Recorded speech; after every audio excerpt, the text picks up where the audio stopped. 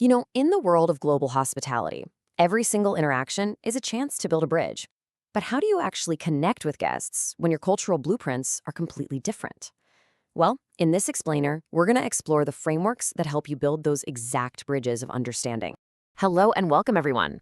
I'll be your guide today. My background is all about blending hotel operations with modern performance strategies, and I'm honestly thrilled to join you on this part of your learning journey with Europe Hotel School.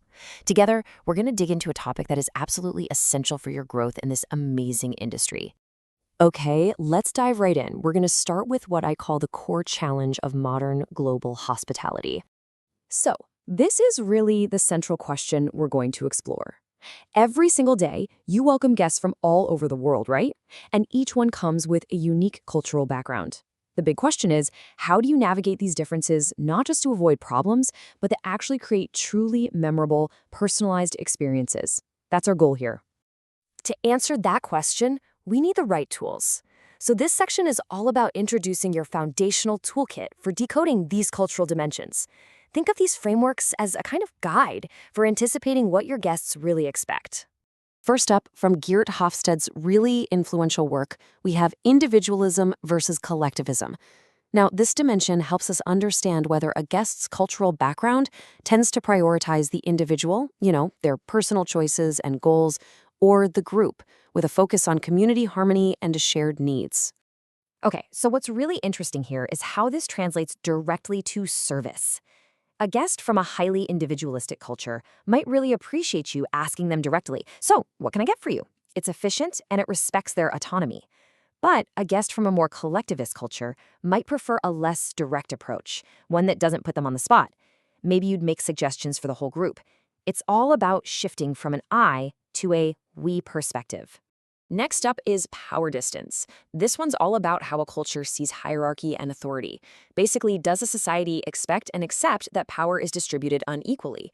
This has a huge impact on how formal or informal your interactions should be. So here's the crucial takeaway. In a high-power distance culture, using formal titles like Mr. Smith or Dr. Chen is a clear sign of respect. Interactions are expected to be pretty formal. In contrast, a guest from a low-power distance culture might find that same formality a bit stiff or even distant.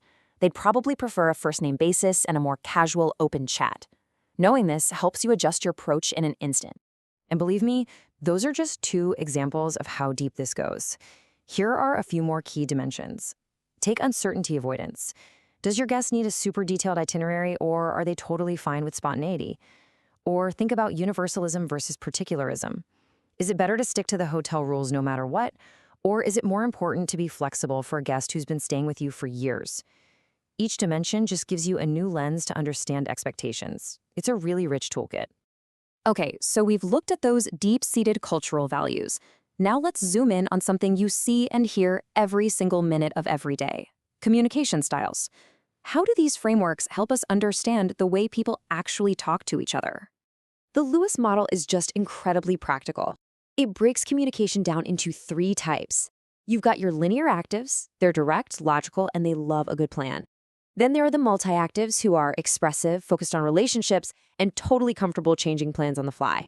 And finally, the reactives. They're fantastic listeners who prioritize harmony and really think before they respond. I bet you can already picture guests who fit each of these styles, right? Now, adding another layer to this is Edward T. Hall's concept of time. For a guest with a monochronic view, time is a straight line. Punctuality is everything, and making them wait can feel like a sign of disrespect. But for a polychronic guest, time is much more flexible. The relationship, the interaction happening right now, that's way more important than a rigid schedule. And this directly impacts everything from check-in times to dinner reservations. So we've got the theory down. But how do we actually put all these frameworks into action? Well, this is where visualization tools become incredibly powerful. This brings us to a fantastic tool called the Culture Map, developed by Aaron Meyer. Think of it like a cultural GPS. It actually plots different national cultures on these key scales so you can see where your own culture might be in relation to your guests. And what's crucial here is that this isn't about boxing people in. It's all about anticipating potential differences so you can navigate them with a lot more awareness. And the applications here are immediate. You can use these tools to figure out why a certain misunderstanding keeps happening over and over. You can brainstorm better, more culturally aware solutions. You can design much better training for your team, create more consistent service for all your global guests, and maybe most importantly, you can foster a real sense of empathy and cultural humility, that deep understanding that your way is not the only way. This brings us to our final and, I think, maybe the most important section, the art of observation. Because these frameworks, they're only the starting point.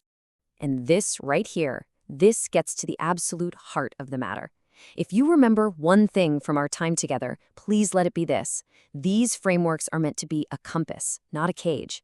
They're designed to prevent stereotyping by giving you a place to start, a kind of hypothesis to test. But they are never, ever a substitute for seeing and listening to the unique individual who is standing right in front of you.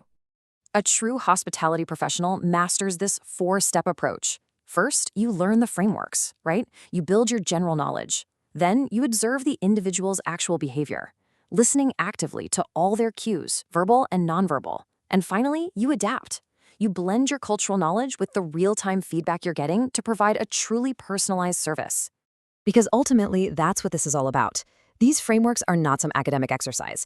They are practical, real-world tools for building bridges of communication, of respect, and of understanding that allow you to deliver a service experience that feels welcoming and perfectly attuned to every single guest. So the next time you greet a guest, whether it's at the front desk or in the restaurant, I want you to just think about this. How will you use these tools to build your next bridge of understanding? Because that opportunity, it's waiting for you in every single interaction. Thank you.